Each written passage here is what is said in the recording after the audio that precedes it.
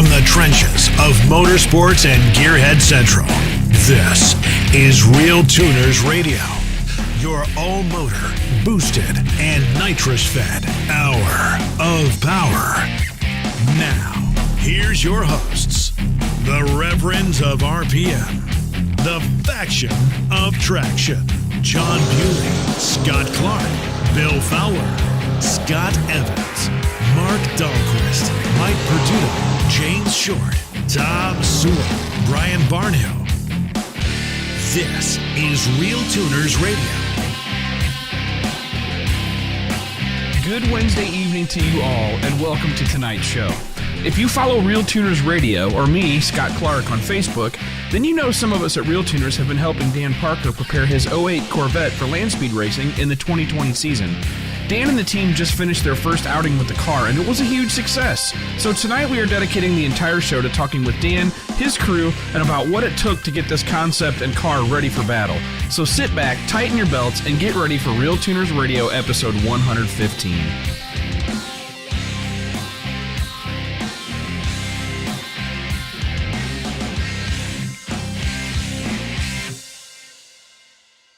Right. Straight, right, right.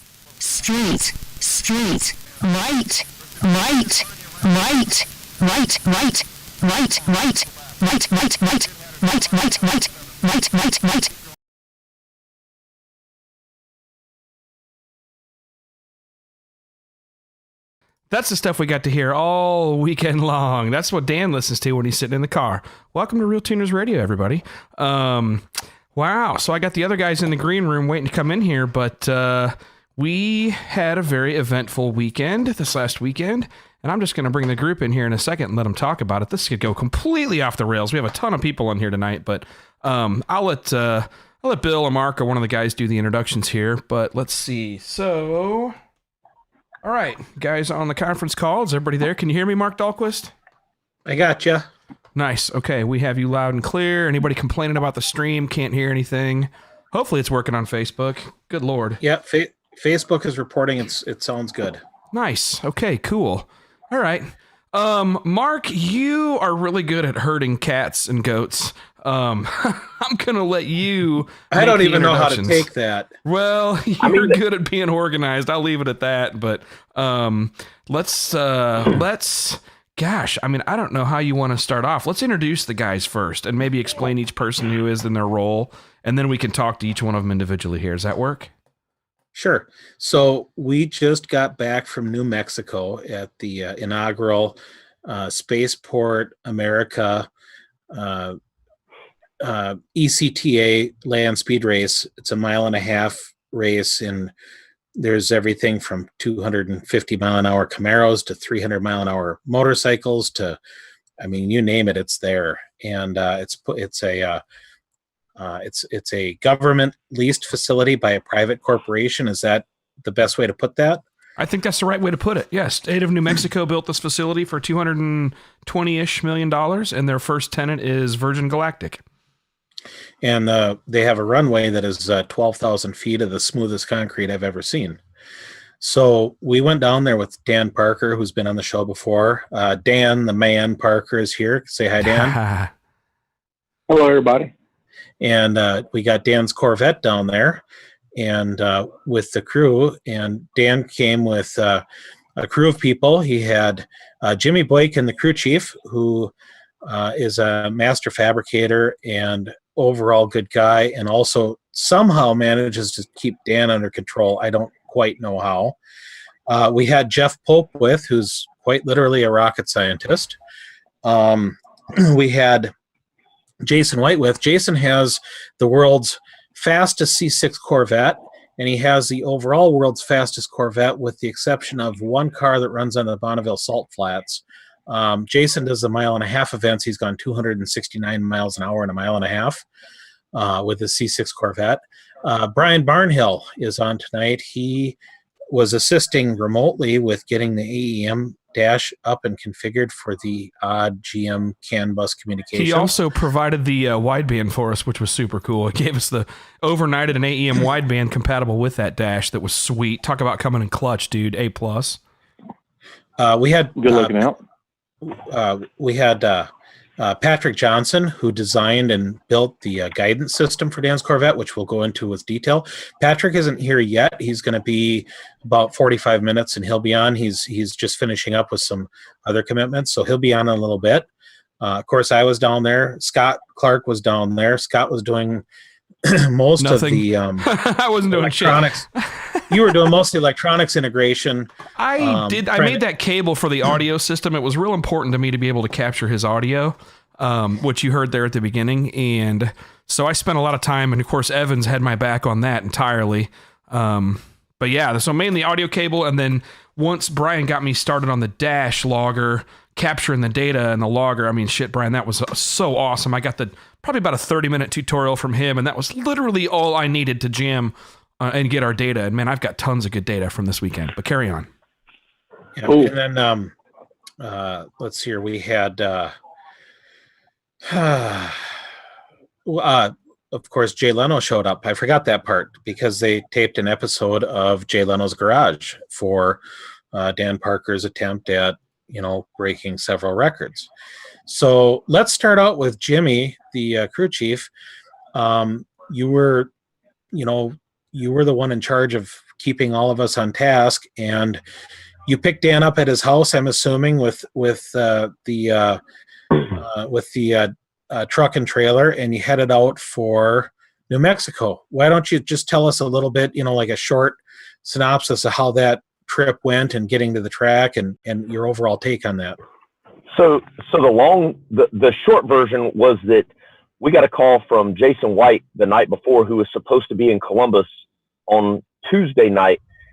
He wasn't going to get into Atlanta till 9:15. So Dan's like, well, it's going to take a couple hours for him to get here. I said, you know what? We don't have time for that. I said, we'll just pick him up in Atlanta. So we talked about like maybe trying to get an Uber, get him outside the airport, whatever. And then finally I was just like, man, screw this. I said, we'll just take the truck and trailer. And we ended up going to the South Terminal at Atlanta International, like the drop-off line, where there's like 9,000 cars. We're rolling through there with a dually and a 40-foot enclosed trailer. And there he was like waving at the end and hops in the truck. We hit I-20. 24 hours later, we're in El Paso. We kind of made some calls on the way. Some people were offering their services. We ended up stopping at Western Tech, spent basically 10 hours at Western Tech, which is the most badass facility I think I've ever seen ever. I mean, they have 800 automotive students, to give you an idea of how big of a place this is.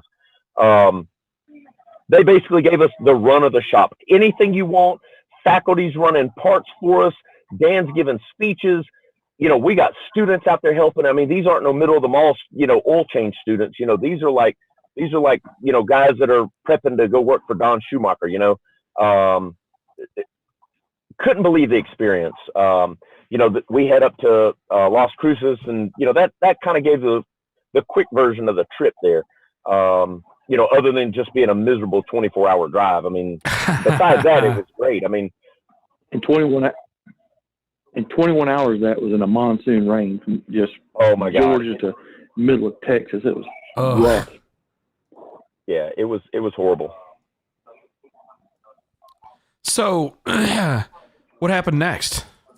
So we ended up getting there. I mean, you ended up making the facility the evening before us, a couple hours before we did on Thursday night.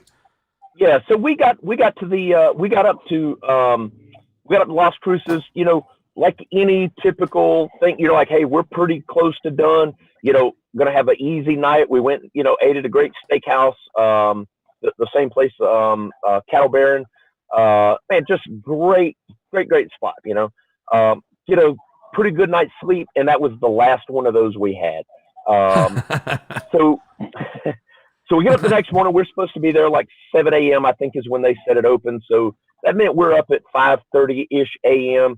Stop, grab a few errands, get some ice, make sure the truck's full, and we head to the track. So we get to the track. So funny thing, Mark gets stopped by security for some odd reason. I don't know if I know anything about that. Are we going to go into that? All right, go ahead. Yeah, I mean, we're going there, right? So we pull up to the gate first, and we could tell the security guy was just super cool, right? So we're like, hey, man, you think you can mess with our buddies over here? He's in the other lane. He's like, absolutely. I mean, no hesitation. No, what do you mean? Absolutely. He was game on, right? So he goes over, gets their IDs. He comes back. He waits a minute. He stands there, talks on the radio. He goes back over. He's like, hey, I'm going to need you to pull up a little bit. We got to do a secondary check. So at this point, we're filming, right? So the guy keeps walking back and forth to the tower, and he's just pretending to talk on the radio. And he walked over to us, and he's looking at us, and he's like, yeah, I'm not saying anything. He's holding the radio up like he's talking to it. He's like, yeah, I'm not saying anything. I'm just making them think we are. And, of course, finding out afterwards that Scott was like, man, I guarantee you Mark was freaking out about that. So, oh, for sure. Are you kidding? He was shitting himself. He starts digging through their trunk, finds like some thermal gun or something like this, and asking all these questions. And then finally he was like, okay, everything's cleared. You're good to go. Never gives up that he's, that he was jerking us around. Right. So that was pretty fun. So the funniest part is Jeff Pope was in the seat next to me. And of course, Jeff works at the Boeing plant and he was like nonplussed by it. He's like, well, this is just normal for going to work and back. Like he didn't even think twice about that. Yeah. So, Dan called me and he's like, hey man, we're playing a joke on Mark here. And I wish you'd have given me 10 minutes more heads up. I would have phoned Mark and been like, hey, be careful. There's a big old sack of weed in the trunk or something like that. I missed that opportunity, but that would have further. Well, you mean that stuff you grow in the tank underneath your house? Yeah, no, not lettuce. I had already been frisked up and down, left and right, and searched at the airport because I had spark plugs in my carry-on. Right. Oh, yeah. Run, Mark, run! Right. So anyway, we get inside, we get kind of settled in. So then, probably I would guess maybe an hour later. So the director of operations, he shows up. And, he's like, hey, anything you guys need, you just let me know. So we start talking about, maybe some alternate facilities because, let's just think about you closing your eyes tight. Everything we talk, just everybody should try it occasionally. Close your eyes tight. Don't cheat. Now go into Porta-John that's got a racetrack full of people in it and decide if you need to use this thing or not, So it's, that typically when I'm with Dan, like when we went, on other trips, I go check that stuff out for him. I got his back. So the guy's like, well, look, I could, he's like, I could get you in upstairs. But man, I'm going to have to get you a badge. So this guy comes back with a no escort required badge. Basically, I could go anywhere in that place. I could open all the gates. I couldn't get the door open where the spaceship was because it requires like fingerprint and retina recognition. So anyway. So you tried. I can't confirm nor deny that. Okay. He was selling tours for $20 though later on before the weekend was over. I'll just say that I was the only one that got to go in there and see that spaceship though. Cool. So anyway, so the guy introduces me to his, so this place has got a 24-hour security. Obviously, they have 24-hour. They have 24-hour fire department as well. And I don't mean like your local volunteer fire department. I'm talking about some of the most badass fire trucks, off-road, anything you could imagine you have ever seen in your life. Like, I don't even know what these vehicles are called, but I mean, they look like they're war machines. That's what they look like, So he introduced me to all the safety team, man. Their fire chief Scooter, coolest dude ever. Super cool. Yeah. Man. So, he's like, hey, anything y'all need, you just let me know. Basically got to figure they got a boring job because sitting around waiting for a space station to catch on fire. That's probably never going to happen, So kind of as later in the evening, progressed, we're working on the car, we're getting some things hammered out. Well, Dan's got his little, his little social gathering he's got to go do. He gave a bunch of pins and stuff like that away, to each of the drivers, gave some, some speeches, kind of did his thing. So we all stayed and worked on the car because we cared more about that than, going and having a bunch of cocktails. I mean, I say we cared more about that, but, I was we would have loved to have been there. But, yeah. Right. So, so anyway, we're working on the car, and then basically we get to a point where we're ready to go test everything. And Patrick's like, the GPS isn't working. I'm like, what do you mean the GPS isn't? Like, what's the backup here? I don't know. So we're taking these antennas apart, and this is kind of sort of getting outside my pay grade, but, him and Scott, they start like taking these things apart, and they're like, checking continuity on all this wiring, and they're doing what they're there for. They're trying to troubleshoot this thing. So they're talking about what kind of GPS antennas we can use. Scott says, you know what, we should be able to find one of those at a truck stop. Patrick's like, look, I don't care what it is. I can make anything work. So, I'm thinking in my head, well, I mean, Jennifer's driving this 2020 Caravan. I guarantee you it's got a GPS antenna in it, because if that's what's required, that thing's going back to the rental car place with a check engine light on and no GPS antenna. Because we're figuring out how to get it the hell out of there. So, kind of fast forward a few hours, Dan comes out of his thing. I kind of pull everybody together as, sort of a team meeting. I said, look, guys, we can't tell Dan about this. I said, because I said, he already has so much to worry about. I said, if we tell him this, I said, I promise you, I know Dan, he will not sleep 1 minute tonight. I promise. So everybody's like, hey, we understand it's for the greater good, but Patrick's over there.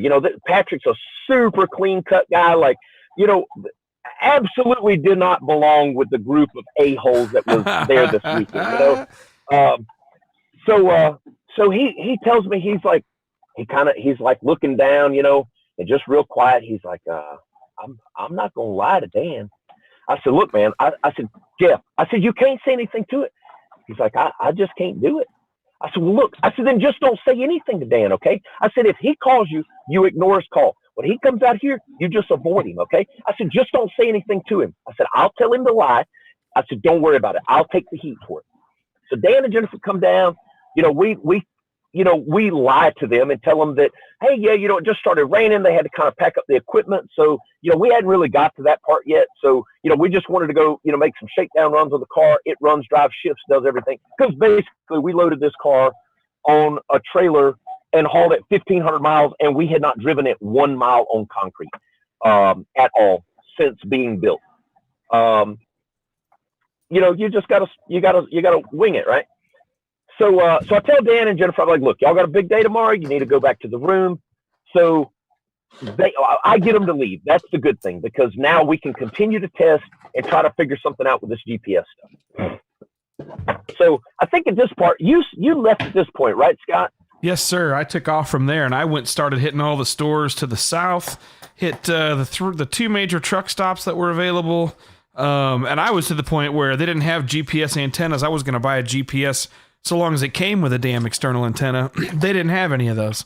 So then I did a Walmart and a Best Buy, and they're literally like, oh, man, that stuff, 5 years ago, no problem, but now it's all online only.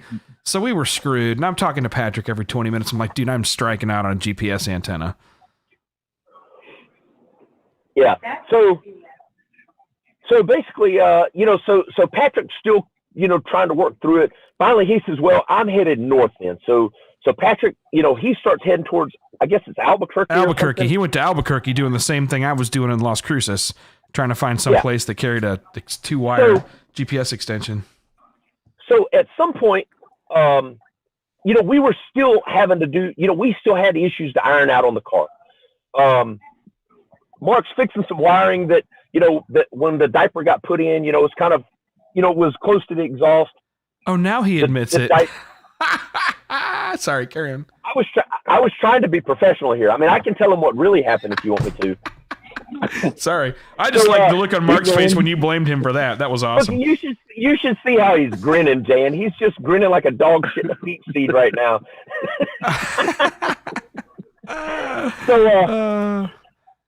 You learn all these Southern terms when you hang out with these guys. Carry on. So anyway, we finish everything we're doing. We get all the pits cleaned up. We get the trailer packed back up. And I swear it was 12:30 or so. It seemed like before we got out of the track, because it seemed like we went and drove the car some more to make sure that the other issues were gone. Anyway, we pack up. We're done. Keep in mind it's an hour drive back to Las Cruces to the room. So we're back there next morning. Same deal. Well, you kind of missed one detail there. What's that? Well, at some point we discovered that there was a GPS antenna in the car. Well, we did, but we didn't get a chance to hook it up till the next morning. Yeah, Right. yeah. Right. So that was our only option, really, at that point. Yeah, the AEM dash had a GPS on it. And I swear I thought I had said something when me and Scott and Patrick were talking. Nope, in your defense, you did. You said something, hey, what about the GPS on that thing? And I'm like, we'll find something else. I don't want to tear into this one. But it ended up being plug and play. And then it ended up just plugging right in, right? So anyway, so next morning we're up at 5:30. Got to be at the track at 7 when they open. Patrick's there. First thing they do, they get this antenna out. Now, keep in mind, at this point, Dan's there. So basically, we're just trying to hide it from him so he can't see what we're doing. This is a blind joke if nobody can tell. I'm allowed to do that. So Dan makes crippled jokes. I make blind jokes. Okay. So anyway, I get this cheesy little thumbs up from Patrick. He just kind of looks over at me and the most nerdiest thumbs up you could imagine somebody giving me with this little half smile, because that's about all you get out of him. And he's like, "It's good." I'm like, "Are you sure?" Dan's standing right there, and he's like, "Oh yeah, I got signal. Hey Dan, we need to talk." So I pull him and Jennifer over because at this point now I need to tell him what I did, because I didn't want him to find out otherwise. And I was ready to take full responsibility, good or bad, for it. So anyway, I let them know what I did. They kind of realized that it was probably the better decision, but it didn't matter at that point because it worked. So at this point, it's like a waiting game. We're kind of, it seemed like things got kind of blurry at that point as far as we were gonna run, and then we couldn't because somebody blew off the track. Oh, that's right. The very first guy that went down the track didn't pull his chute. And then they pull out all the cameras and start taking photos of the car. And then it's like, oh, we should run. And then somebody else blew off the track. So then they pull out the cameras again, and then we're going to run. And then somebody else blew off the track. Yeah, it was literally like the first 4 people, which delayed things to 1 in the afternoon or something, it seemed like, before we ever made our first run. And then at that point, it was literally just the system wasn't working. Like you heard the sound there. The problem was, the guidance system kept wanting to keep us on an instant center, which, when you're driving, you're not driving on the exact spot you're on. You're looking 300 or 400 feet down the track when you're doing, high speed. So, we ended up, we ended up getting to make a run, but it just wasn't that great. We had to have Steve Strupp in the car. And it was okay, but it wasn't as, it wasn't what we were hoping for. That was the 120 mile an hour pass. Dan, tell us about that a little bit from inside the car. Well, so we started off, and I'm just zigzagging. Steve don't know quite what to expect. Obviously, it's the first time he's ever driven with a blind guy. And, but he can hear the guidance system, what it's telling me. And so I'm just zigzagging. So he says, stop. So I stop. And he does turn steering wheel. We go back to the 180, go back to start line. And he tells me, he says, and so I remote tell Patrick, I said, turn off the voice. So he turns off the voice. So me and Steve actually make the first pass with Steve just giving me verbal feedback, how to stay on course. And so we went to 120 mile an hour, and that pass was 100% Steve telling me what to do. We started off trying to use the guidance system, and it just wasn't working. So we knew we had some work to do. And this is the first pass on a brand new car. I'm, blind, never driven it, much less tried the guidance system. But I want to back up just a little bit. Probably 4 or 5 months ago, I get contacted by the producer of Jay Leno's Garage. And so he's like, man, we've always wanted a blind driver, but we didn't want a novelty. We wanted a true blind car guy. And he said they'd be interested in me on the show. And I was like, man, that'd be awesome. So we're talking. I said, but my car, Jimmy, or somebody's making a bunch of noise in the background, Jimmy. It's me, and I was looking for a better charger, but I'm good now. All right. So the car, obviously, at this point is not finished. It's got a long ways to go. And so, I'm sitting going, this is an opportunity of a lifetime to be on Jay Leno's Garage, but, I couldn't put it out publicly, and so long story short, I went to some potential sponsors and they came on board. I came up with the ride-along pins. We still couldn't make anything publicly. So that's been the mad thrash for months. People noticed that the car, all of a sudden got finished, in 4 months basically. And that's why. That's the backstory that, I could not make publicly that, we were going to be on Jay Leno's Garage. So we got the car finished, and that's what ended up where we're at. So we made the pass, got a lot of feedback. We went back to the pits, and we had to regroup. All right, so you can take it over again, Jimmy. So anyway, we get the car's not working as smooth as we expected. So basically, before we could get a chance to make another run, because after going back and kind of fooling with this and fooling with that, we're just running out of time. Basically, I think they shut the course down at 4:00. So of course, now that I'm homeboys with everybody, because that's basically the relationship we had with these guys. The director at the spaceport and the head of the chief of the fire chief there. So I go ask him, I'm like, hey, so the course is closed, but is there any chance that, we might could just go out there and kind of drive it around, and the old lie about, I'm just going to go out here and make a 60-foot hit, like drag racing, because all we need them to do is say, yeah, it's cool that you go out there, and then we're just going to do our thing, So they're like, yeah, man, just whatever you want to do, Lopez, Chris Lopez, that's the director's name. He's like, oh yeah, he's like, you're good for whatever. So we go out there and man, we're trying to just dial this thing in. Me and Dan are in the car, and the thing is just, it's like we're just steering left and right. We're just zigzagging. So finally, again, I tell, we go through it one time, like Dan was saying, just giving verbal commands. And it seemed, it worked a lot better. I mean, I think we did 100 or something, doing that, just giving verbal commands. So, we're trying look, hang on, Jimmy. So I told Jimmy, I said, we're in the car, just me and him talking. And I tell him, I said, listen, the way I think it is when you drive a race car, you don't drive looking out the hood. You drive looking way down track. Right. I said, that's yep. what we're missing here.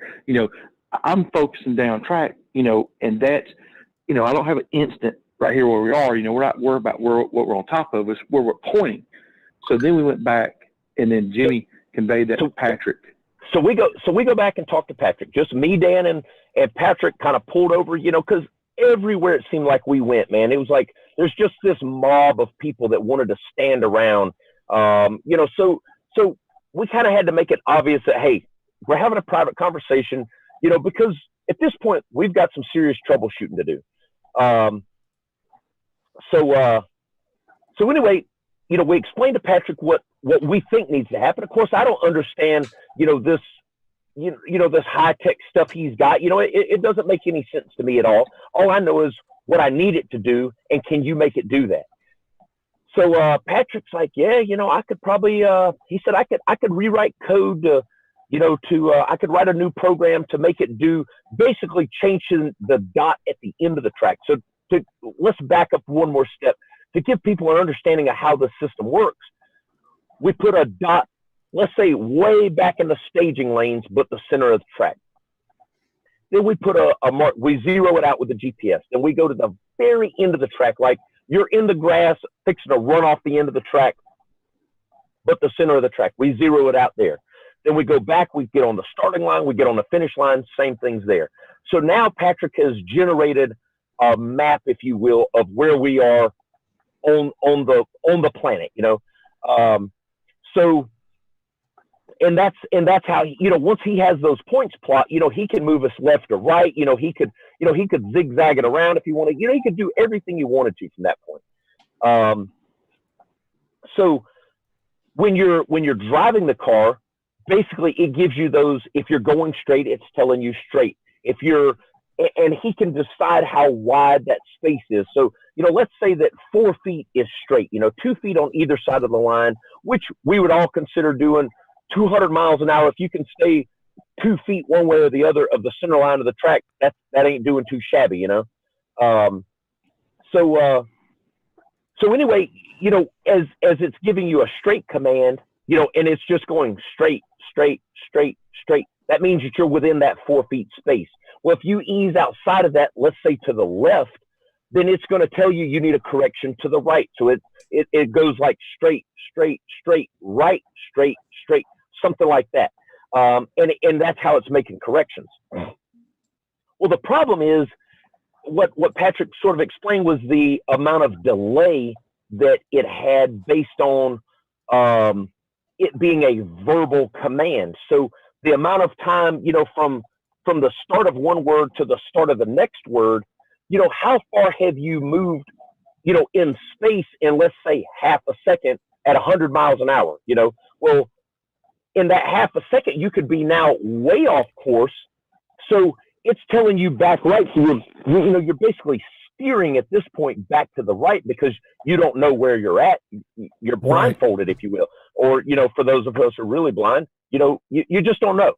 So anyway, that was kind of the problem, was the late reaction, if you will, because then once you heard it, then you still had to make a correction. So you added, a little more time for human delay.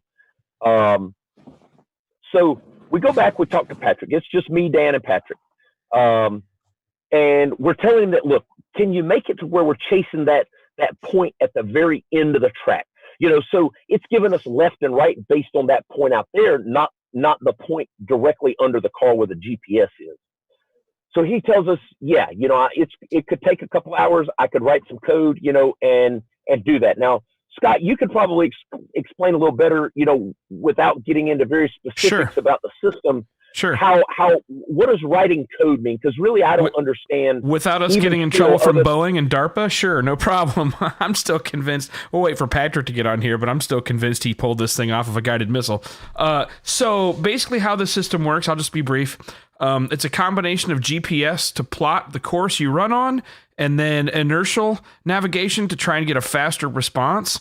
So what it does is it plots a course and lays a crumb path, and then the idea is Dan follows it by steering left or right as guided by the system. Well, so it's just like Jimmy said. So the problem was it was giving you directions where you are. Let's say, here's one of the problems we ran into. So let's say Dan was left of course, so it's telling him right, but he's already corrected such that the point that the car might be, say, 20 degrees pointed to the right, or it's going to cross that center line quick and get you out of whack. So what Jimmy wanted and what it needed was something that anticipates a little bit more and helps you kind of nudge it back into line. So what he does when he talks about writing code, any of you guys have seen a program where he's literally sitting there at a screen full of text on a text document that you then execute, or you run into a compiler, it turns it into machine code, and then he plops it onto the system in the car. It's Linux based. And so he really didn't spend, I saw it wasn't 3 hours. It's probably about 45 minutes or an hour rewriting that system and what he did, he told me, was he added a PD loop. A lot of their listeners are familiar with PID loops on the EFI tuning, but this one was just P and D. So it was just derivative, no integral gain, and it was proportional and derivative gains. And he had an adjustment so that he could look at how fast am I crossing left to right or right to left, and let me go ahead and use that info to kind of point him back straight. And it was funny because I know Jason and I both said this at the same time, or I told Jason my idea, and he's like, yeah, I already talked to Mark about it. Let's go hit Jimmy up. Our idea was, hey, let's get Patrick to ride in the car, and he can see what's going on, because we would watch Dan, and he would get left, and he'd get right, and then he'd get way off left. He'd kind of, had no good control loop or whatever. He would overshoot, undershoot, undercorrect, overcorrect. Then it would get all out of whack. Well, but when Jimmy would tell him, hey, left, a little right, whatever, just verbal commands, it was fine. He could haul ass. So Patrick went for a ride, then went back and rewrote that code. And I mean, the shit started working right away. Yeah. Jimmy made Patrick drive it. Made him drive it, right? So, yeah, I remember me and Jason brought up our point to Jimmy, and he's like, oh, riding it, fuck it, we'll make him drive it. I'm like, all right. So whatever. So he went through. Yeah, go ahead, Jimmy. Okay. So we get back down on the track. We try this new thing that he's got, the plan B now. And so you jumped a little ahead on it was working badass, because at that point it still wasn't. So I remember my we're driving it along, and it's still kind of doing the same thing. And he's making some corrections, in the P and D, I guess. Which sure, he's calibrating it now. What that is, but anyway, he's making some changes on that stuff. And then finally, he's like, I think Patrick was convinced the way he originally had it was best, because he had been trying it like that. That's the way he had tested it. So I said, you know what? I said, you just drive the car. So I'm in the driver's seat. Passenger seat's got a spare steering wheel, no foot controls. Oh. So I tell him, I said, look, you're driving. I said, close your eyes tight, no cheating. So I get us straight along, and I'm just going slow, 20, 25 miles an hour. The track's 240 feet wide or something like that. So, there was no way in the world we were running off.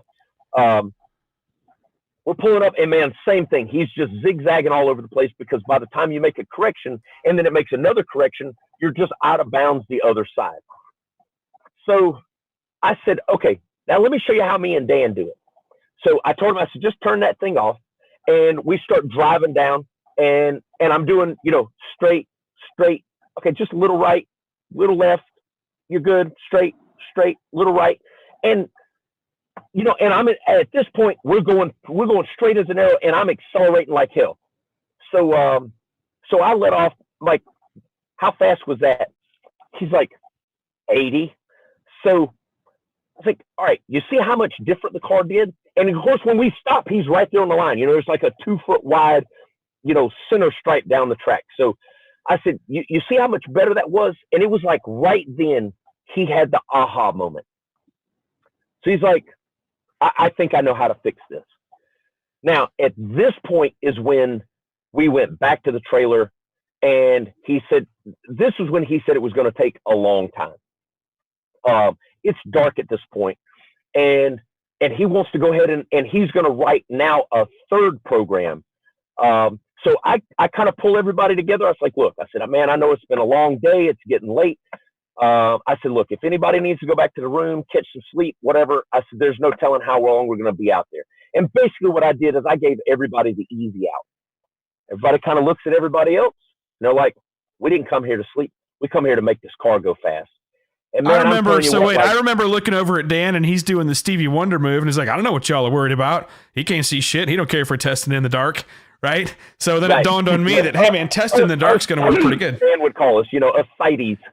Right. And then ascite. And then you got your guy, your Scooter, the fire chief guy or whoever it was in charge of security is over there. Oh, dude, I'll get some of the guards with their trucks or whatever. We'll light up the runway for you. I'm like, holy shit, this was awesome.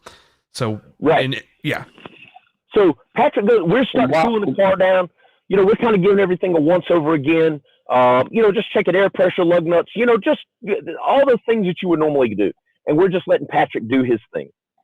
And I mean, at that point, I literally think it probably took an hour and a half, maybe even 2, for what was plan C at this point. So he gets done, man, you can tell he's exhausted as hell. I mean, you know, that guy, I promise, gets 9 to 10 hours of sleep a day. I mean, no doubt in my mind. He said you're a pussy, Patrick. Sorry, go on. Is Patrick on yet? Is he, Mark? No. See him. Not yet. He's got about 15 minutes before he said he could be on. He said he was going to be closer to 9. Okay. I just want to make sure that we weren't, you know, kind of talking, you know, giving Cliff Notes on stuff he could, you know, he could elaborate on. You're doing good. Go ahead. So anyway, so we head out for the third try. And at this point, he's got PID in there. I don't know what that is, but I could see it down on the screen. And of course, he's trying to explain it to me. And I'm just nodding my head because maybe he's just needing to talk out loud. I do it all the time. I call people on the phone. I'll just talk. They'll never say a word. And I'm like, man, thanks for helping me with that. And they're like, I literally didn't say anything. All I need to do is call and talk on the phone to somebody. I figured it out. We've all probably done that. Just, you got to talk it through. So he's making changes. Well, then I guess but he didn't like the way plan C was working. So we went back to plan B. But at this point, he had the PID stuff on plan B also. Right, with some tweaks and tunability. Yeah. Yeah, I guess. Right. So he's like, well, I could change this right here. And I'm sure all you tuners can, you know, understand this. I don't do any tuning, but my friend Chris Brewer, you know, he tunes my Mustang and stuff, and he'll tell you all the time. He's like, look, he said, if a car's not doing what you like, he said, just make a big change, see if it gets better or worse. So that's exactly what I told Patrick. I told him exactly that. Chris Brewer and everything. I said, look, just make a big change and let's see if it goes the right direction or not. So he's like, okay, well, we'll make it 4, you know, so whatever the hell the amount of 4 value means. So we do that. And so now what the car is doing is it's basically, the cadence sounds exactly like this. Straight, straight, straight, left, straight, straight, straight, left, straight, straight, right, straight.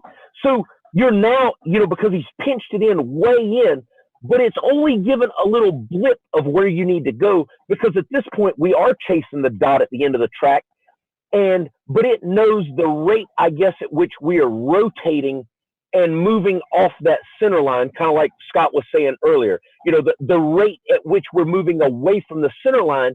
So instead of it trying to jerk us right back on the center, it's just allowing us to kind of ease back. Nudge the car. Center. Yeah. Small nudges, right? That's what I observed. Yeah. So the car could literally be 4 feet off the center line of the track, but still going straight, but 4 feet off, because it's going, hey, you're maintaining a straight position, you know, and every now and then, it might go 10 straights and then a left, you know, to just say, hey, that means you're not far off. You just need a little nudge over. And it was working great. So, of course, this is where the 60-foot, you know, reference comes in. You know, we've all said we're just going to go make a 60-foot hit. And then what do? We end up blasting down the whole track. And while everybody's watching, you know, we give away, you know, we show our whole hand, right? You know, because we just showed them what we were about, right? So, and you got to remember, we lied to them and told them that we just wanted to go out there and make like some 40 or 50 mile an hour, you know, just to try to get the thing going. Well, next thing we know, I've got my eyes closed tight. I'm not cheating at all. Patrick's on the other side. The thing is, when he tells me, okay, that means that I'm supposed to open my eyes because we've gotten far enough off a track, or he's lost sight with the headlights behind us. Because at this point, you know, we've got people driving behind us with headlights, you know, lighting up the runway. So we're going eyes closed tight. I'm doing it like Dan's doing it, okay? And I can tell the car's going fast. It's going real fast. And you know, so finally he's like, okay, you know, you got to stop. So I open my eyes, and it's dark as hell outside, right? I mean, like, we have drove off from the rental cars. And I was like, well, how fast did we go? It's like, man, you hit 100. So you knew you were getting somewhere at that point. Oh yeah. This was honest to God how Dan would drive it, you know. So I was like, yeah, we probably shouldn't go much faster than that. We don't have any seatbelts on. He doesn't have a steering wheel on his side. You know, no helmets. I mean, we're like talking just talking. I can barely hear the door speakers, because the car's getting loud. So the car plays through the door speakers, like some 7-inch speakers, but also plays in the earbuds. The reason for the door speakers is just try to drown out some exterior noise. So I can barely hear the thing. At this point, I'm like, look, it works. We need to go get Dan. So the reason Dan wasn't with us is because when Patrick had to start rewriting, I told Dan he needed to go get in the truck and get some sleep, because literally he hasn't slept much at all. And with his traumatic brain injury, it's stressful, for long periods of without rest, mainly mental stuff. So I sent Dan to the truck to make sure we didn't wake him up. We pushed the car probably a quarter mile through, like all the way through the pits out to the pit road, so that when we cranked the car up, we wouldn't wake Dan up. So I'm like, hey, we're going back. We're cooling the car down. We're getting Dan suited up. We're fixing to go. We're fixing to go. See how this works real time. So Patrick hooks back up in the base station, which is a trailer. Antennas, all this stuff there that basically lets him sit at his his command station. Command station. Exactly. That's the word I was looking for. So, probably an hour goes by or so while we're cooling the car down, giving it a once over again. We go out one more time. So literally like the first lick out, and I said that for you, Mark. So the first, so the first pass we make, the car does like 80 or something like that. We turn around where we've got a good full path. We do 116 in the car at night with these rental cars that top out at like 99 miles an hour. We're driving off from them. I can barely see the white stripe, but I'm not ready to bitch out. I'm like, man, we are going till it's getting unsafe if something happens, because I can't see anymore. And that's how far we went. We went to 116, and I said, you know what, Dan? I said, let's load it up. At this point, it's probably 2:30, 2:15 a.m. Yeah. Right. We get the car back, and me and Dan are, and I know Dan's going to want to load the car up. And I'm going, it's an hour drive there. It's an hour drive back. We have to be here at 6:45 in the morning. So I tell Dan, I said, man, you good with just leaving the car out tonight? And I could tell there was a little hesitation. I said, Dan, they're guarding a flipping spaceship here, okay? I was like, nobody's accidentally breaking in this place and stealing anybody's car, like they're guarding a effing spaceship, a real spaceship, So he's like, screw it, just leave it out. Man, we didn't put a thing up. There's jacks, there's tools, there's tables, there's all kinds of shit just strewn around. It's 2:30 in the morning. I think Scott had considered just sleeping there, and I was asleep in my car with Scott. Yeah, I was already falling asleep in the car, and then somebody taps on the window. We decided to drive back to the hotel. I'm like, well, I'm not going to stay out here with the UFOs by myself, so I followed you guys back. We ended up driving a fucking hour and 15 minutes so I could get 30 minutes of sleep, turn around, wake right back up, and God, that was the worst alarm going off. Take a shower, and then... Go ahead. Two solid hours of sleep. I mean, so at this point, we've been awake for 22 hours. We're going to get a real 2 hours of sleep. No faking that. We get back there. We pull in at like 6:45, and man, Leno's crew looks like Donald Trump has shown up to this place. There's black SUVs everywhere. There's this box truck. There's probably 20 people standing around with all these cameras and gear, and I'm just like, oh, man. I was really hoping there was going to be like 3 people there. And they were like, yeah, man, we're going to grab some breakfast, so give us a little time, Oh, no, they are balls to the wall. They are ready to go, Oh, yeah. So it's go time. I mean, at this point, it's go time. So they're getting everybody rigged up. Well, we still had some concerns about, going faster at speed. So I think Dan, did you talk to Steve Strupp at this point? Tell us how that went with, where they were going to let me ride in the car instead of Steve having to go. Yeah. So we talked to Steve, and I said, we practiced last night with Jimmy. Jimmy's obviously done this a lot more than Steve, because he made that one pass on Saturday. So I said, man, Jimmy just knows what to expect. Blah, blah, blah.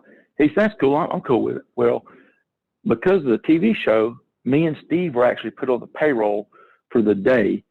And before everybody starts trying to borrow some money, we didn't make $150 a day. Just so we're covered on the workman's comp if a camera falls on us or something like that. Yeah. So they went back and said, no, Jimmy can't ride because he's not on the insurance, So Steve, had to be the one that rides with me, which is fine.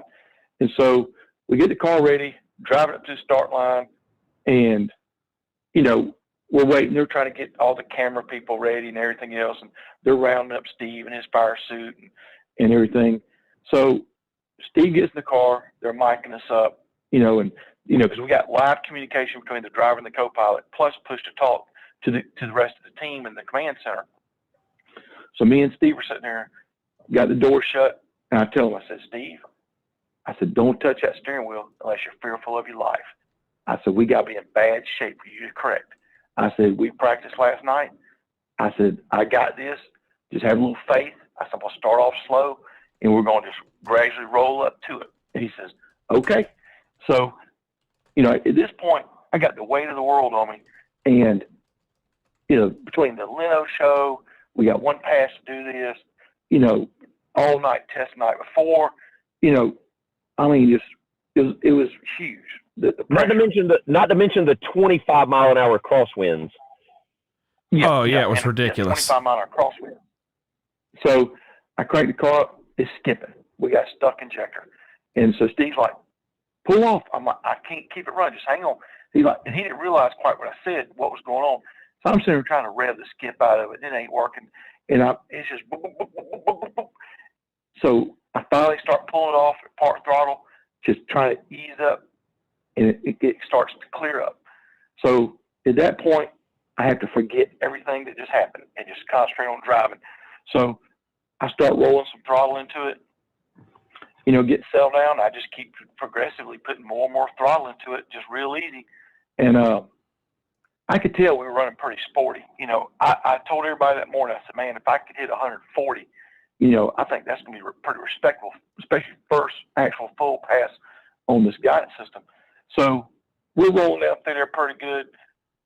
And Steve says, stop. That tells me it was finish line. And all that's built into the guidance system. We had a lot of stuff turned off for this one pass. So I motioned Steve to take over to the passenger side steering for the shutdown area, because we had to basically drive up to where Leno was. And I pushed to talk to Patrick. I said, how fast? He goes, 152. And I just lose the car. I'm hooting and hollering, and I'm just going crazy. So we get out. The Leno deal goes good. And, we have to do some stuff. We can't, obviously can't tell everybody what we did. Hey, hang on a second. Hey, Dan, can I go through just as you got out of the car in the interview? Can I go through that short section? Nope. Okay. Nope. Can't say nothing. Can't say nothing about it. And so, it's funny as hell. That's all I'm going to say. Yeah. So we went through. Nothing can be disclosed about the show at this point or any time forward. So we did that. Had to do another part of the show, and by this time it's probably 1 o'clock, and I tell the guys, I said, by this time the winds are like 30, 35 miles an hour. It is brutal out there, and I tell the guys to listen here. For what we accomplished, in the last 4 months, the last week, the last 24 hours, this is monumental. To go from, we rolled here Friday morning with a dream and a concept, and here we just proved that we could do it. Overcame every obstacle that was thrown at us. That nobody got mad. Everybody working together. No egos. No nothing. Just it was just amazing. And so I said, we're going to call that good. We're going to pack this show up. And so everybody took time, packed the trailer up for, another 1,500 miles cross country. And, went and had some nice dinner. The guys driving the rig, me, Jimmy, Jeff, and Jason, they voted. They asked me, my opinion. I said, listen, I'm on for ride. I don't care what y'all do. So they voted, we'll go get dinner, get 3 or 4 hours sleep, wake up, meet in the lobby at 12:30 a.m. Monday morning, which is leave. So we left at 12:30 at 1 o'clock New Mexico time, which is 3 o'clock me and Jimmy's time. And 24 hours and 45 minutes later, they dropped me off at my doorstep. So I want to back up. Have we got a second to back up and talk about we got another hour. lead up to leaving? Huh? We got another hour. Go ahead, brother. Oh, awesome. So, but we need to get some other people on too. We got a lot of people still have to talk. Oh yeah, we'll go around. Yeah. Patrick is here too, by the way. Very nice. Well, Welcome, Patrick. I would really like to let everybody, kind of hear the kind of the science behind the guidance stuff, because I completely don't understand that. I mean, I wanted to tell a story about kind of the lead up to, with the problems that we had the week before we were supposed to leave. So we'll tell all that stuff. But what you think, Scott? Just go ahead and let Patrick kind of explain the guidance stuff. Yeah, if Patrick's available to go ahead. Patrick, I unmuted you. If you're able to explain just the basics on how the guidance system works, take a few minutes and take your time. Yes, I guess first of all, I hope everyone can hear me. Okay. Loud and clear. Wonderful. Great. Yeah. Great. Well, the guidance system, it's based on kind of the heart of that system is called an INS, inertial navigation system. And so basically it's a collection of sensors inside the unit, 3-axis gyro, 3-axis accelerometer. It's got a barometric pressure. It's got a magnetometer for sensing heading, and it's also got a high-speed GPS receiver in it. So this system, through some complicated software filters and combiners, takes all that data and forms a very accurate position and very fast updating position of where the vehicle is at all times. And so prior to every time we kind of come to a new event, we go out and take the system and plot out the course. So we take the car to the center of the starting line. In this case, it was very one end of the runway, and we tell the vehicle this is point A, and we take it all the way down to the other end, runway, very center of the runway, and mark that as point B, the end point. And from there, the system knows a straight line right down the center line of the runway.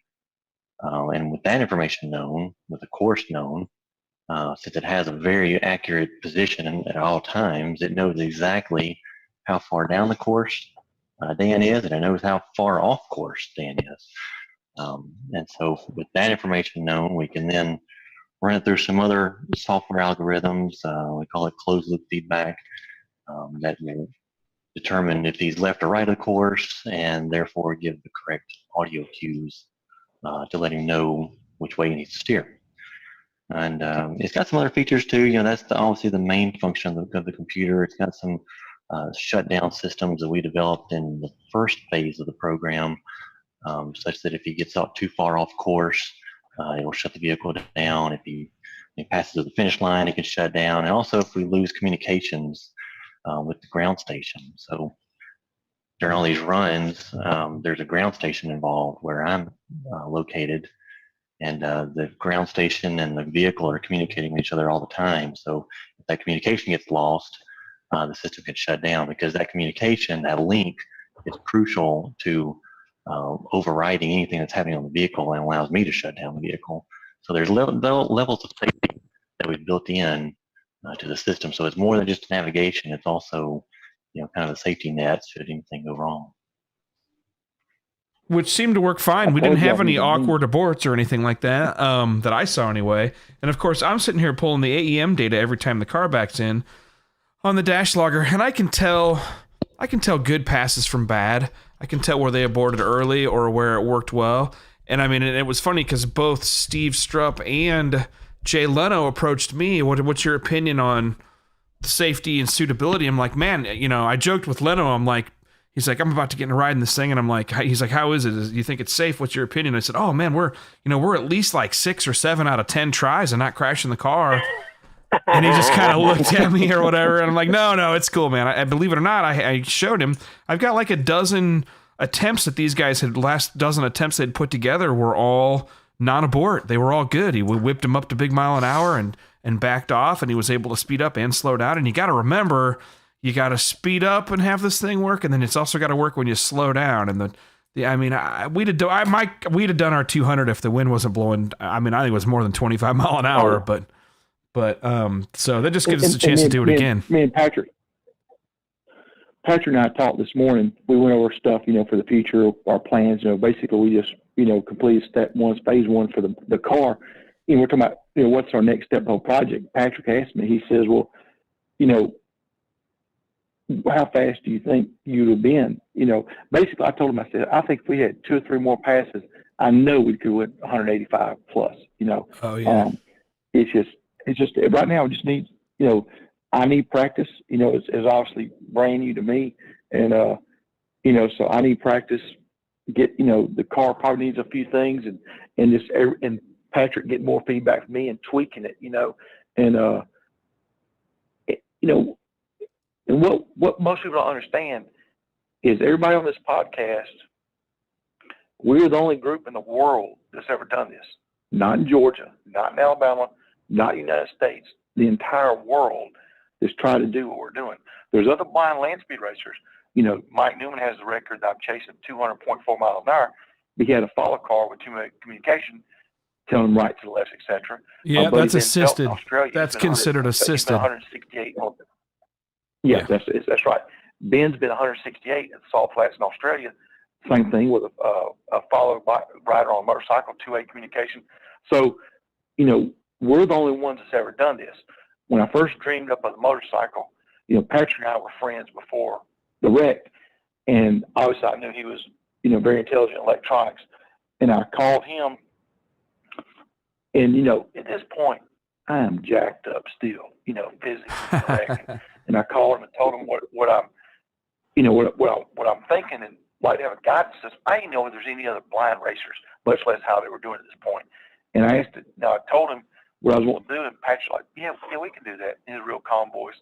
And he just, I remember as it was today, he told me, he says, if that's all you're worried about, proceed forward with the motorcycle. He said, I got you back. He says, I can handle the guidance system. You just keep moving forward. And so, we made history. 2013, became the first blind man to race Bonneville. We returned in 14, set my FIM class record that's got no exemptions for blindness, is because I didn't require human assistance. From the time, they told me the course was clear at the starting line, no one talked to me, no one did nothing until I was completely stopped, and they were picking me up to put the motorcycle in the trailer. And eventually, that's how we'll get with this system. Once the course is clear, nobody will do nothing until I get the car to a complete stop. And so, that being said, this is monumental. It's an epic task to do what we're doing, especially on the budget that we're doing this on. People have no idea how much of a budget program this is, and so it's huge. If we could get some corporate sponsors to come on board and allow us to have the funding to really do some testing and bring this to the next level, the sky is endless. And so we're going to get there. There's not a question in my mind. Like I said last week, this is a dream and a concept. This week is reality. We just, I don't know what y'all say in the project terms at Boeing, Patrick, but this is proof of concept, I guess is the word. But, we accomplished it, and one person here in the background who hasn't spoke is Jason White. And I reached out to Jason probably a year. Can everybody still hear me? Yes, sir. Yeah. Go ahead. Okay. So I reached out. A friend of mine told me about Jason going like 254, and I reached out to him through Facebook about a year and a half ago. Told him what I was doing, and what the coolest thing about Jason was is he treated me like a racer. Jason and I, we talk several times a week, and we have conversations about everything from turbochargers to aerodynamics to gear ratios to anything you can think of, and he has treated me as a fellow racer since day one, and that's how I want to be treated. I don't want to be treated as a sideshow. I want to be treated like everybody else. I got to do things a little different, but I'm a racer at heart, and so Jason, volunteered to come down and help drive the rig, and his help influence on this has been just instrumental because, we talk all the time, and he's telling me tips and tricks maybe related to the C6 Corvette specifics to just all kinds of stuff. And, so when he volunteered, it was huge because we got a Corvette guy, we got a shop guy that's used to, the ride tech coilers that, when he runs the same thing I run. So he's got baseline settings on the toe end for the front rear suspension, caster camber, just a baseline setup. And he set all the suspension up, ride heights and everything while we're at Western Tech, so it's a group effort here, and it's been huge. Yep. So let's introduce Jason, let him talk a little bit. So, and I thought one of the, don't get a big head here, but one of the most important people on the team was the guy who had already taken his Vette, the same chassis, up to damn near 270 miles per hour in the 1.5 miles. So it was super awesome having a guy there that just knew everything about the car and what it would be needed to go the numbers we were looking to do. And not alone, that besides the fact that the guy is an incredible crew member, mechanic, just can do anything. Yeah. Super kick ass. So I don't know. Can you hear me, Jason? Yeah, I got you. So tell us about your car. Let's just divert a little bit. I'm just curious to hear about your car and your project and how take us up to the point from the build idea up to, making that pass at Loring. Yeah. So with Dan and with my car, my expertise is very, very focused on these C6s based on my car. But basically what happened is in 2013, I decided I wanted to get in the 200-mile-an-hour club. Did a little research, happened to just trip over the Loring Timing Association, which is in northern Maine. I'm here in New Hampshire. Decided we wanted to do that, reached out to some folks. Steve Van Blarcom was the tech guy for LTA back then, emailed him 100 times. He pointed me to Joe Timney when we started talking about roll cages and all that stuff. So Joe ended up doing the original 8-point cage in the car, helped me out with, figuring out the seat. And, I bought my fire systems for him and a bunch of other stuff.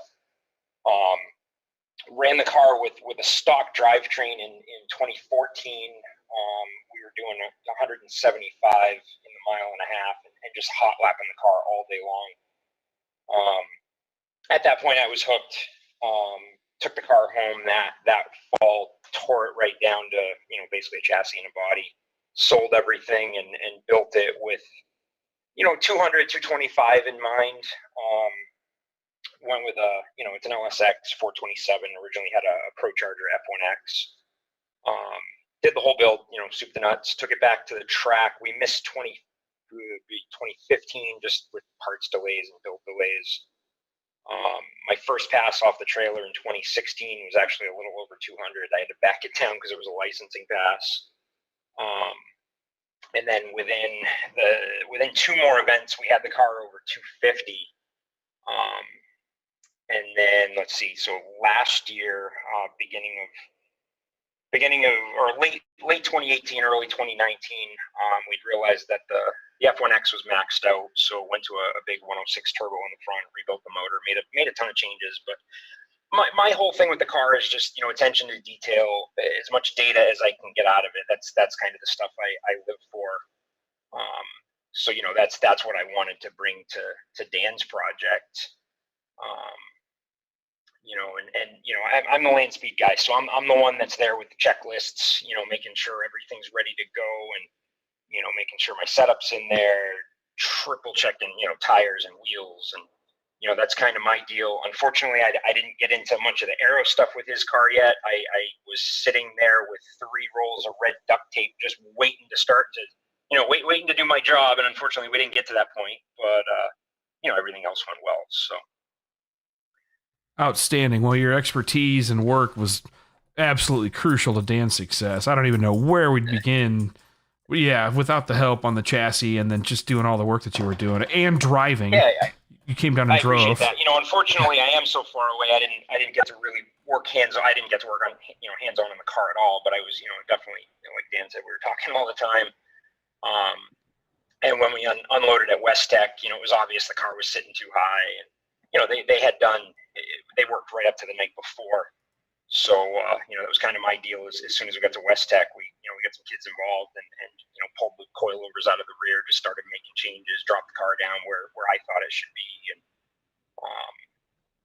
he's got triple adjustable shocks on it. So we went through that whole setup and kind of just, got that where I liked it. So, yeah. Very so cool. Jason, Yep. Jason, you're pretty familiar with the C6 Corvette, obviously. Yep. And you weren't involved in the build because Dan built the car. It's Dan's design, and Dan did a lot of the work himself, or with Jimmy's help, or correct. Yeah, Dan actually installed the whole suspension in the car. So. And Dan even designed the diffusers and the undercovers and full under tray. Yep. Yeah. This car has a full underbody tray under it. So when you first saw the car, when they unloaded it and you first saw it, what did you think? What went through your head when you saw the car? We're fucked. For Sorry. For a full-blown race car, I mean, again, for me, like, attention to detail is everything, and that car has it. I mean, it's clean. The welds are right. I mean, there's other race cars out there that I would not step foot in, and his is not one. I mean, that car is gorgeous. For as many people that have helped Dan with, some of the stuff that he needed help with, and as much of a rush as the last couple months have been, I think we all know that last-minute thrash to get ready for an event, but this was just so far beyond that, knowing, number one, you're going to an event to try and set a record, but he also had this filming on top of it, and, went through the holidays and everything else. So, I mean, it was amazing to see what they unloaded. Jason, is the aero package similar in terms of belly pan? Dan did a lot of really cool work on all of that. Was part of that to kind of copy the aero package that you've proven out on your car? Not so much the underbelly. I only have a partial up front on mine under the splitter. He's got the front end's blocked off similar to mine with just an air intake. Those cars are really intolerant of air under the hood. The C6 Corvette actually has a lift right from the factory. So, we're not 100% sure what the data is with the belly pan. I'm sure it's probably a little slicker than my car. The rake angle, the ride height, the wing angles, all that stuff I have data for, and that's all transferred to his car. Things. There's definitely some things that we can play with in the wind tunnel. He's got the the intake sticking out of the hood. We've already talked about possibly making a little cover for that. But the bulk of it, like the Pro Stock Carlisle wing on the back is exactly what I've got on my car, and like I said, the front's blocked. And Dan had actually started to build skirts for the side and a lower splitter for the front. Not sure exactly what happened with that, but they weren't on the car, so we weren't able to test that. But for the speed, Tom Birkland. Go ahead, Dan. Yeah, Tom Birkland, which is a aero guy from Bonneville. I sent him pictures, a video of the car with the belly pan and everything. He was just amazed at the craftsmanship of the belly pan. He said, "Don't put the skirting on the front. You're going to slow it down." He said, "The way your belly pan is just perfect." So he recommended the side skirts. We just ran out of time fabricating the side skirts. Before our next phase, we want to go to the wind tunnel, and they'll definitely be on there. Because we're going to go. I hope I get Tom or somebody to go with us, and we're going to have a checklist a mile long of things to swap. Jason told me, you're paying $500 an hour.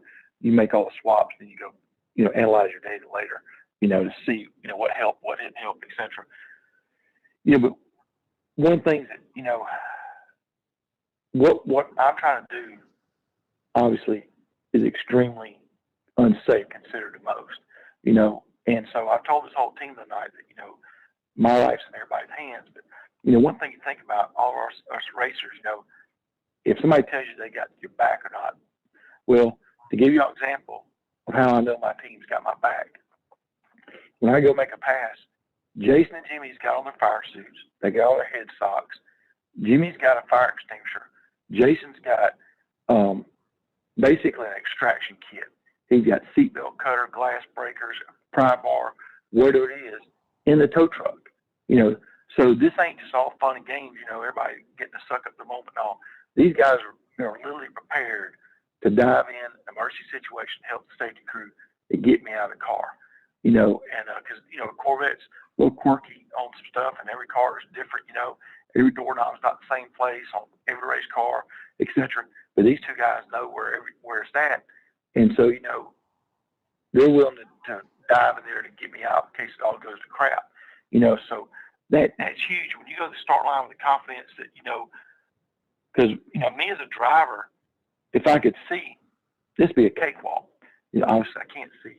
So, I got to rely on information, and I got to rely on, people say, listen, it's ready, just put everything, all your worries behind you and drive, and it requires, Bunch to be able to step up to do that. I'm not talking about myself or bragging, but, as a general, you guys step up and make it happen, because it's easy to sit home and bench race and talk about it. But I tell you, when you hit the ignition switch and it's showtime, it as we all know, because we're all racers, it's a different game. But when you put that peace of mind that, your team's got your back like these guys have, that's instrumental. And having the confidence in your car, between everybody work on the car, that, you put your knees better, you can drive better. Say one person that we haven't heard from that was on the team is Jeff Pope, who's here. I see he's muted right now, but Jeff, are you still with us? Oh, gas monkey. He may not be with us. And then the other thing that we found out is you guys have seen these USB extenders. Well, the ones that are becoming real popular are Patrick's design. We found out this weekend. Patrick, if you're there, could you tell us a little bit about the USB? I forget the exact name of it. Cable blaster. Yeah, that one. Yeah, the cable blaster. It's a product that we developed a long time ago, actually, back in 2007. It was serial based. The idea was it kind of came out of another project we were working. It was a EFI system that we did called MFI, and we were doing a lot of interfacing with electronics on the vehicle, and we were had cables all over the place. So we came with a little wireless device that would allow us to plug all the devices on the vehicle into one box that stayed on the vehicle, and then we could get that connection wirelessly back into the trailer, and use all the tuning tools, MSD, our software for our fuel injection system and such. And that worked great. We sold quite a few of them, and then the project kind of died off eventually. It wasn't as easy to use because you kind of had to need to know some wireless networking things for set up your laptop. So we let that product go. But we decided about a year ago to bring that back. There's a lot of devices now using USB, and so we decided to make a USB version of that, and also to address the issues of the configuration and the setup that troubled a lot of folks. So we developed a software application that runs on the PC that takes no user intervention. So basically, when you buy the product, it's called the Cable Blaster. You purchase the product, you install it on your vehicle, a little plastic box about the size of a deck of playing cards. All your devices can plug into it. We've tested it with Hollies and MSDs, Fuel Tech, Fast, and all your major brands. You plug them all into this box, and then you go to your laptop, connect to the box over Wi-Fi. It's just a standard Wi-Fi, just like you connect to a router or anything else. And with software running on the PC or your laptop, your applications, all your tuning software just sees your devices just if they were plugged in with people. And so it really alleviates the problem of having to pull a bunch of cables or climb into the car with a laptop, trying to balance it while you're trying to climb over a roll cage or set it on top of the car. So it's a handy little device. So it's been real popular. We released it in Valdosta at the race a couple of weekends ago, and it's been a real popular hit so far. Patrick, this is Bill Fowler. Jimmy told a very interesting story early on the show before you were able to get on about how you guys worked out how to adapt the software and the interface that was giving ultimately Dan, his cues to be able to drive the car and keep it arrow straight down the course, and the adjustments that needed to be made. Can you describe a little bit? I mean, the short story was you went back in the trailer, you did massive coding. Could you give a little sense to everybody? Because everybody in the world is hearing about autonomous vehicles and semi-autonomous vehicles and all the other stuff. Can you give a little input as to what that was like and what had to change in order to make that work for a car that was suddenly going to go 200 miles an hour? Sure. Yeah. So, our original approach going into the audio feedback system. So, the navigation system is doing kind of two major things. One, it's figuring out where it is. Number two, it's figuring out how to communicate to Dan what he needs to do based on where it is. So it was that part of the system that needed kind of some enhancement. In phase one, we used a tone system to pretty much just communicate to Dan exactly where he was in relation to the center line. And with a tone, you can, in real time, as you move or you make a correction to your course, you can hear that tone change, and you can know kind of what the effect of your input was to the vehicle. In phase two, like we're in now, we're using the voice cue. So you hear a left or a right or a straight to let you know what to do. And with that, you don't get a feedback of the magnitude of the change that you've made or the course correction that you've made. All you get is straight, left, or right. And so what we had to do is go back and kind of do more of a predictive method such that the system, instead of just telling him where he is, really tells him what he needs to do to get back on course. So the system kind of does a mix of things. If he gets out of we call it a lane, basically a center line lane. If he gets too far out of that lane, obviously it's going to tell him how to get back into the lane. But what we did was, if he's moving across that lane, he may still be in the lane, but he's moving across it now. We can see that he's moving, and then we can all tell him a correction to stop that movement. Basically what we're trying to do is keep him parallel to the center line and running straight towards the end point. So there was a software change that we made early in the morning hours to change that algorithm around.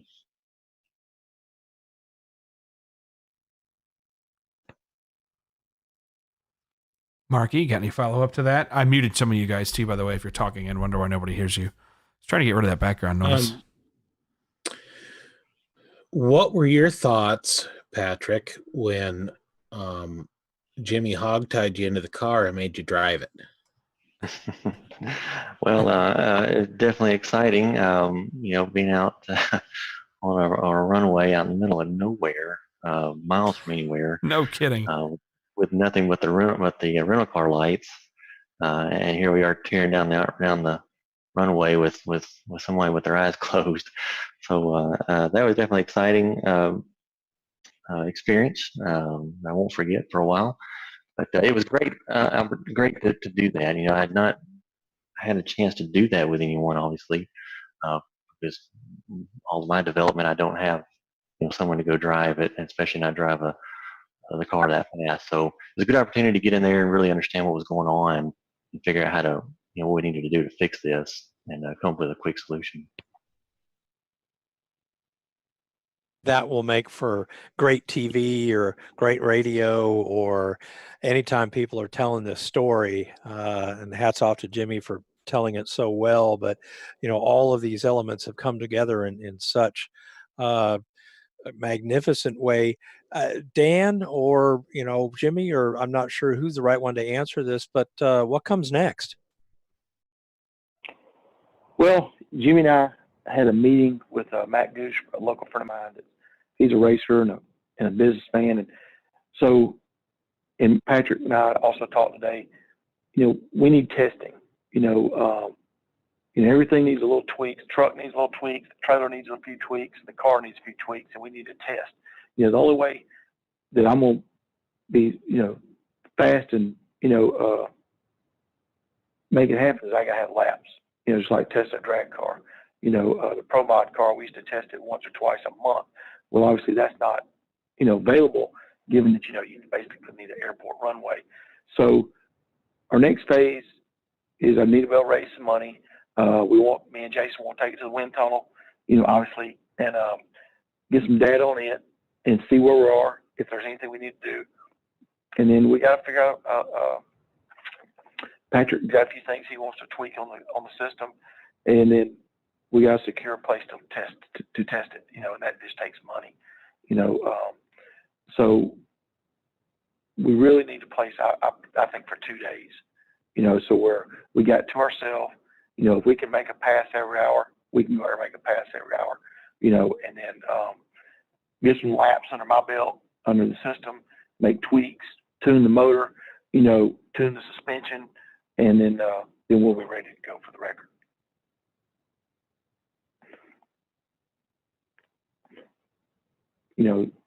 This whole deal has been I've been blessed to have some people come on board as sponsors, Harvey Mechanical and Strut Masters, and, several people locally, and so we need to find a corporate sponsor, a big corporate sponsor like Strut Masters or Harvey or just anybody to come on board that, wants to see it, to the end.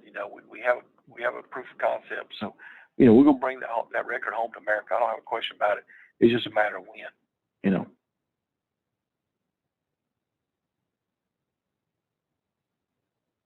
Anybody else?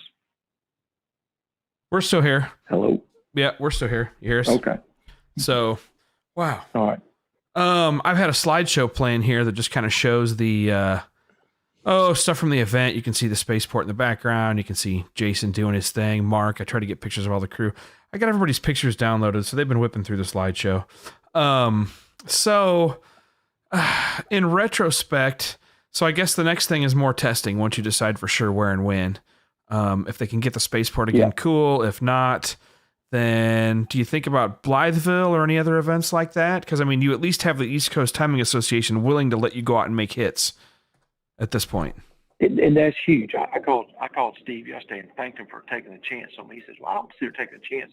That's what you did because, I've approached other sanctioned bodies, and like anything else, it's a whole lot easier to say no than it is yes. Just it's amazing what from 2-letter word to 3-letter word means.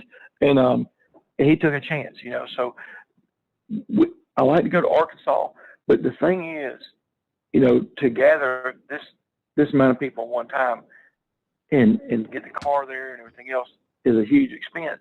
But then if you can only make, say 2 to 4 passes over, 2 days, and nothing against the sanctioned body of racing, that's just racing, that is not efficient, of our time, because we're still in the testing phase, yes, they would give me passes, but, I think really we need something private to really step up to the next level.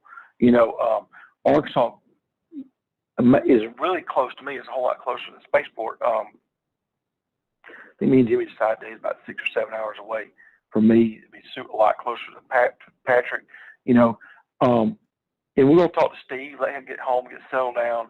I know he's just got the weight off his shoulders to get finished this first inaugural event, and see what it takes, and go from there too, Plus, we're going to start to see if we can't find some private airstrips that might let us go test. We don't necessarily have to have a mile and a half. If we had a half mile plus a good shutdown, that's going to tell us a lot. Because if you can get the front half down, about like a drag car, if you get the front half down, the back half comes a whole lot easier. And, I need to be able to accelerate from the start line fairly aggressive, to be able to get settled in, use the guidance system doing so.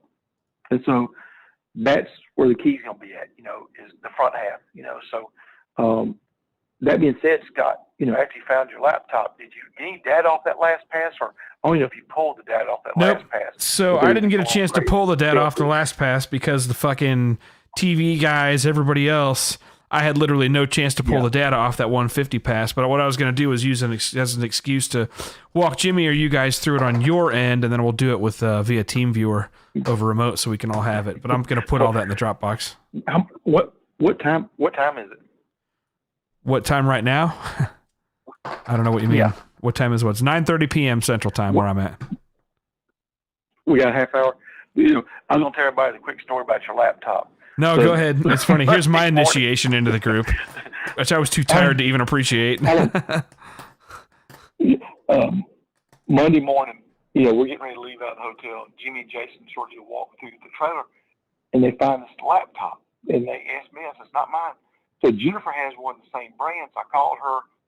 She really wasn't that happy to wake her up at 1 o'clock in the morning, but it wasn't her. And so we decided it was Mark's or Scott's. So I called Scott's phone. He didn't answer, so I called Mark. And so he said, yeah. So he met Jason out in the lobby. So at this point, we decided to play a joke on Scott. So we're riding down the road.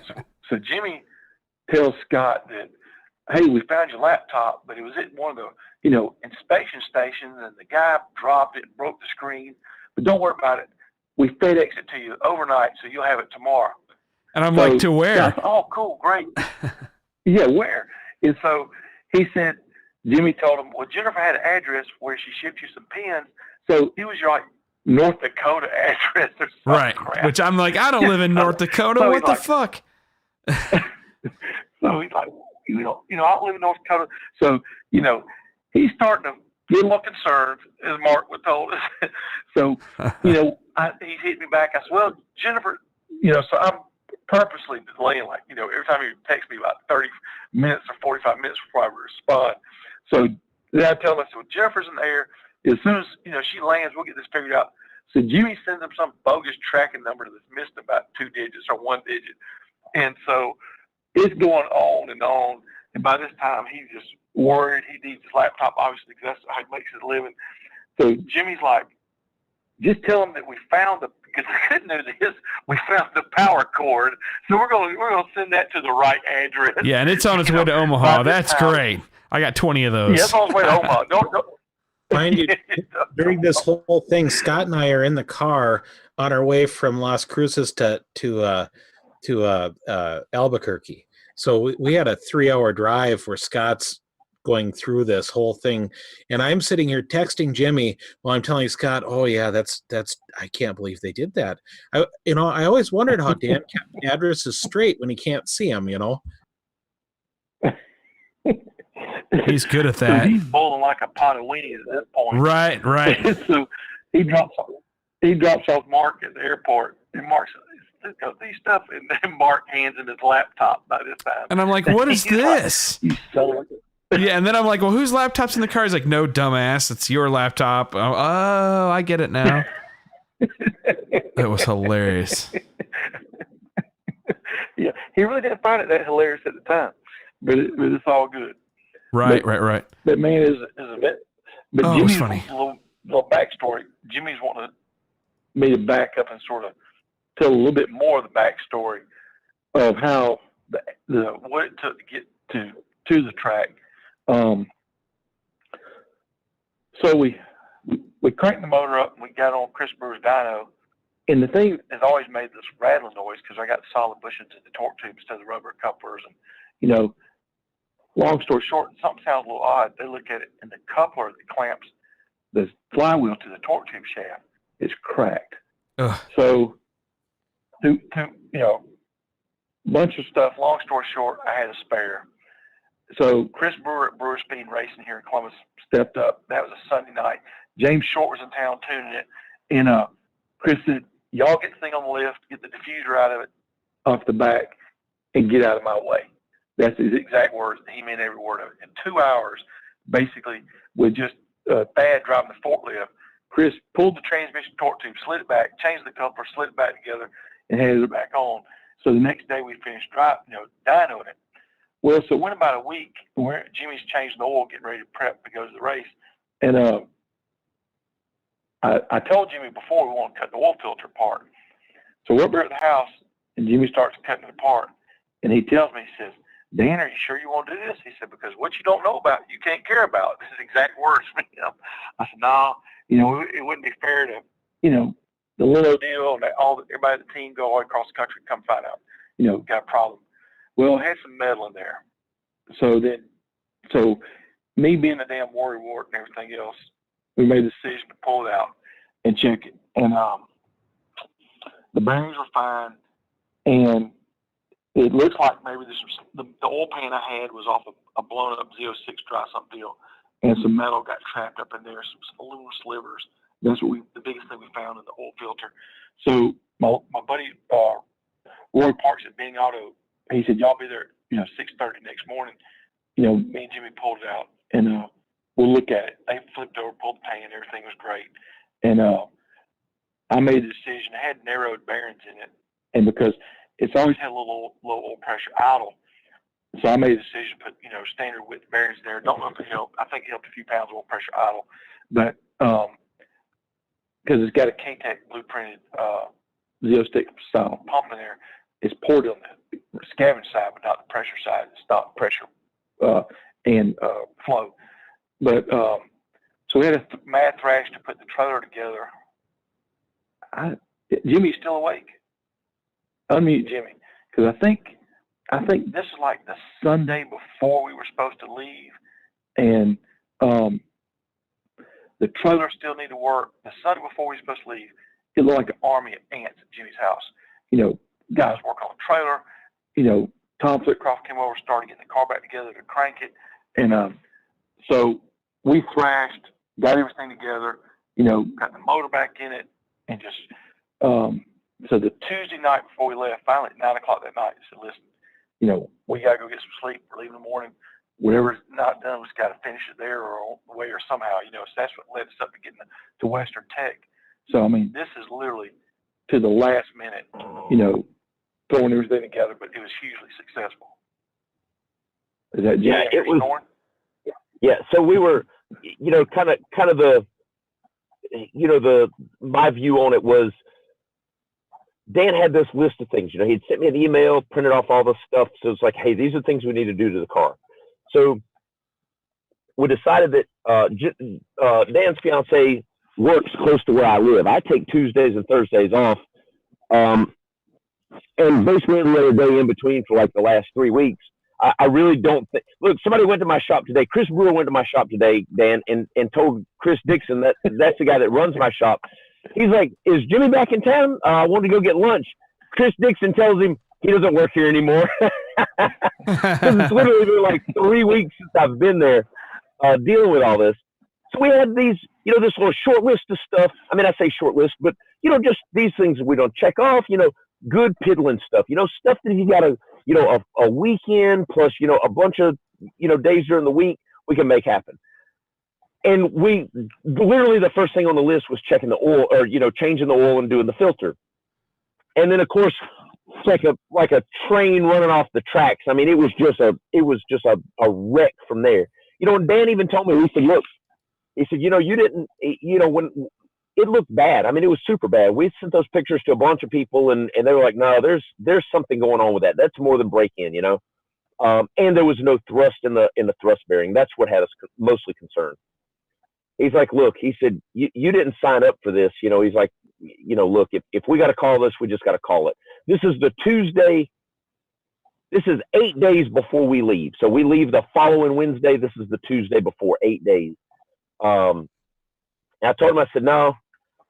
I said, this is what I signed up for, because I knew there was going to be bumps in the road. I didn't realize, we were going over, a monster truck jump, but, it was bumpy nonetheless. And he's like, look, it's like, I just don't know we're going to have time because I have, I go to college on Tuesdays and Thursdays in the afternoons, like from 12 to 7, something like that. So then you had vacation that following weekend. Yeah. So, and then the weekend was Valentine's Day. So, my wife and I have had this trip planned for months, to go out of town. Here I have been just ignoring the hell out of her because, we all understand that story. Everybody but Jason White. Anyway, so, Dan's like, he's like, well, I guess we'll try to get the motor out tonight. I'll see if I can get some people over here after you get out of school. And I said, look, Dan, I said, we got 2.5 hours. I said, we might as well get started. It's like 9:30 in the morning. So I'm getting Dan's tool, getting Dan tools. He's pulling the intake off. He's pulling the headers off, stuff he can do. I'm getting, things that I can handle, getting the harness and all loose. Literally before we went to school, we had 2 motor mount bolts in it. And it was ready to set out. We just needed, some extra hands because I use a forklift with like a boom on it as a cherry picker instead of a cherry picker. So, it's not quite as easy to do sort of by yourself, so to speak, So, we motored out that night. And, it was, of course, that just added a huge, I was going to miss 2 days. I left vacation early that morning because I knew I had to get back, and, I kind of told my wife, I was like, yeah, it's been a long weekend. It's supposed to start raining. I don't want to be packing up the camper in the rain and all. And I'm thinking, this is complete bullshit. I'm just trying to get back home so we can work on this damn car and not sell her, Right. So, right. So, it was a lot of work. Plus, you got to figure, we have spare parts. We've got a new toolbox. There's old stuff in the trailer. I knew that I needed to be the one to organize this trailer so that when somebody said, hey, do you have? Yes, I have it right here. And I could walk in there and put my hands on it.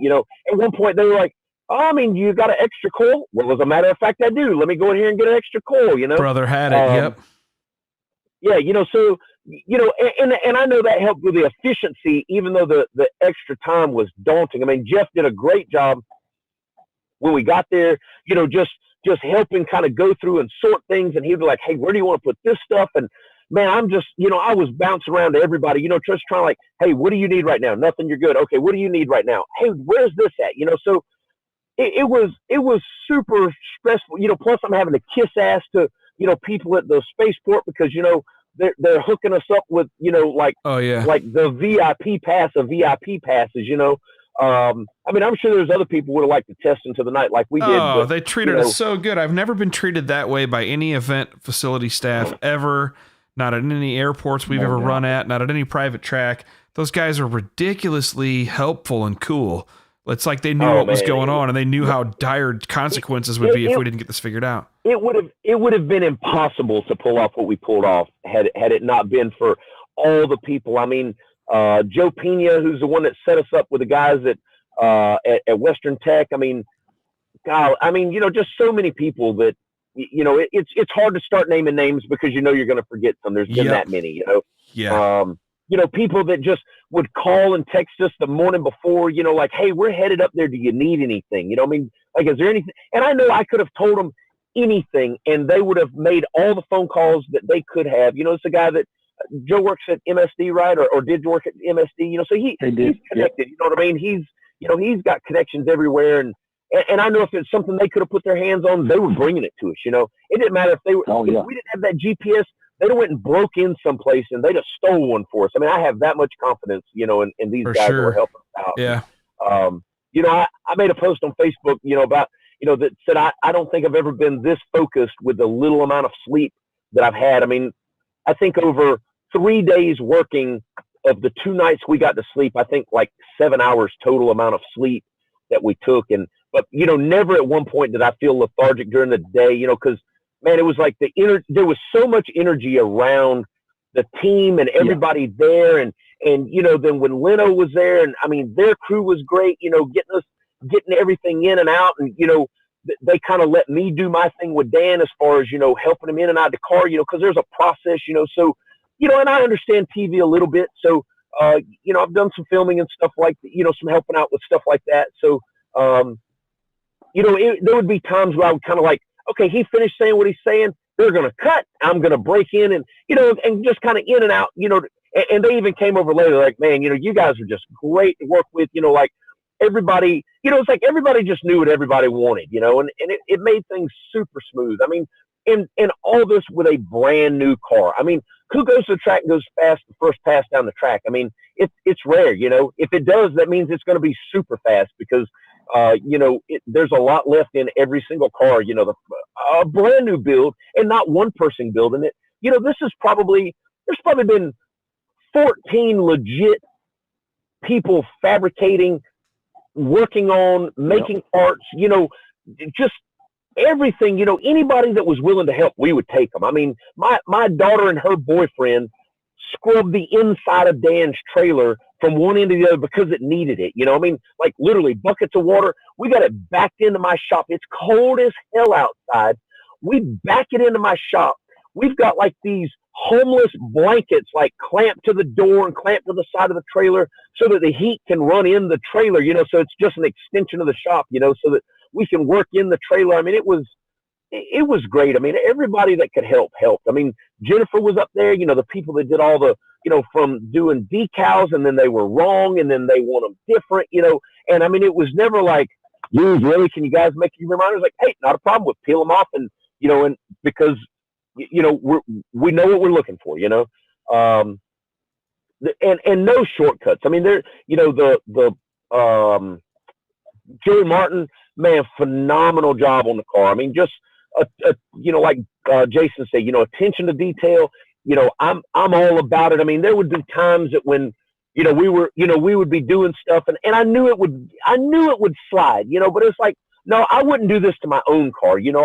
I wouldn't let this slide on my car. I just can't in good consciousness do it, Tell them about Patrick and the zip tie. Oh man, that's a great story. So Patrick's there wiring up the, this is like really the first time I think I met Patrick face to face. I talked to him on the phone some. So he comes in to hook up the guidance system and basically hardwire the car, big connector so that everything can come out and it can all come out. So we're routing all the antenna wires. So there's 4 antennas in the roof. And all those wires basically have to come back. I'm in there, trying to make sure they're all pointed and going to look right. If somebody were to get on their knees and look up at the roof over the roll cage to make sure that, the antennas look straight because, I'm just weird like that. So he's putting, of course, the first zip tie always goes on correctly, right?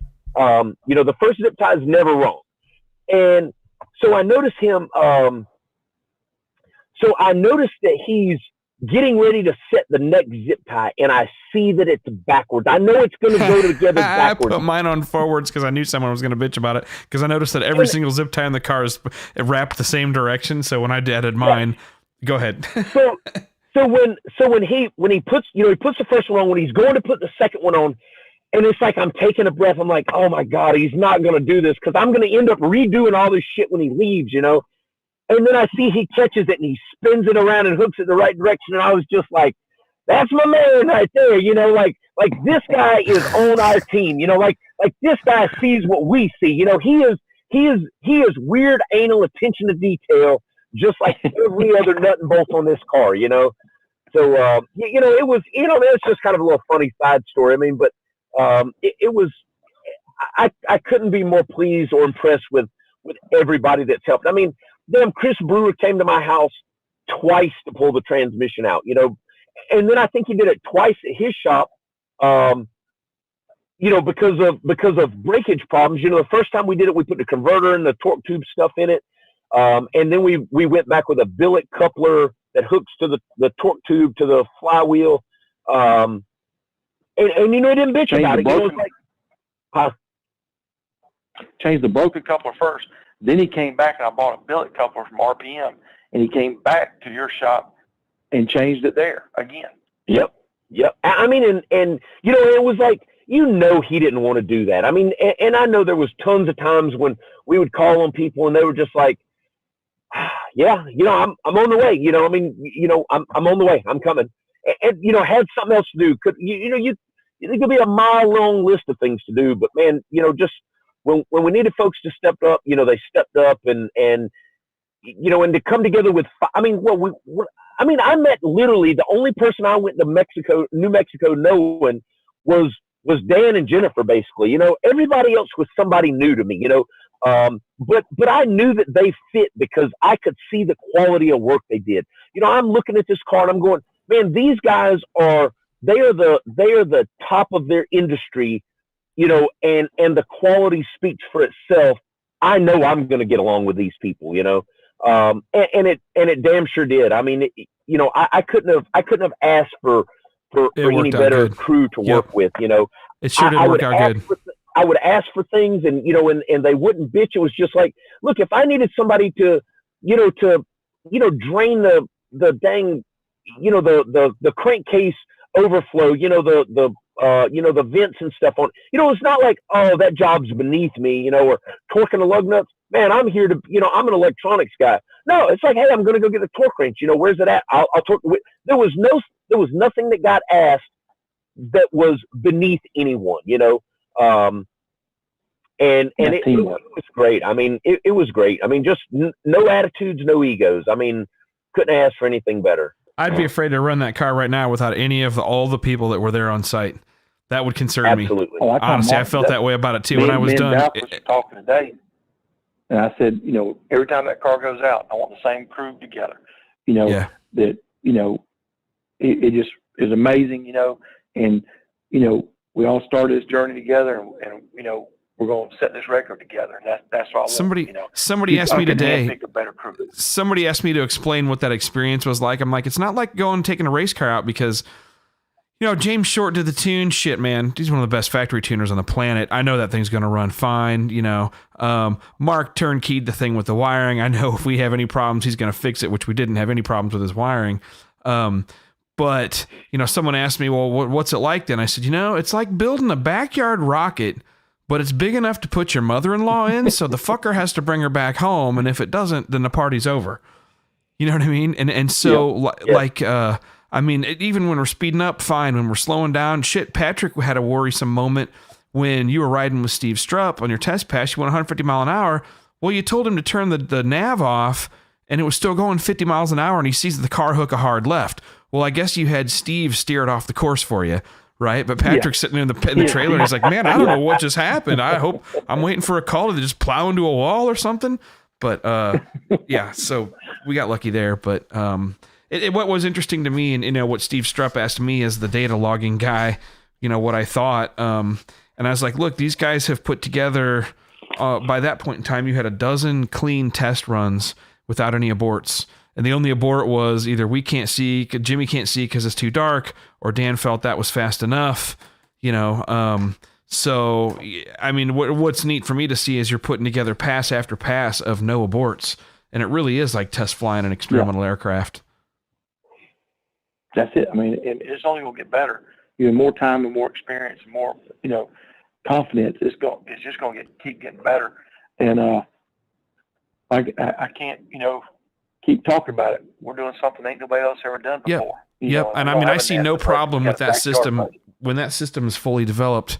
I mean, I don't see any problem with you being just as competitive as anybody else with sight out there. Honestly, that was kind of my feeling. Yep. My feeling was, holy shit, I would ride in this thing, and I trust Dan as a driver. Saw him handling everything real well. Jimmy handling things. But I felt like, man, this seems like a system that we could go out and run some real numbers with eventually.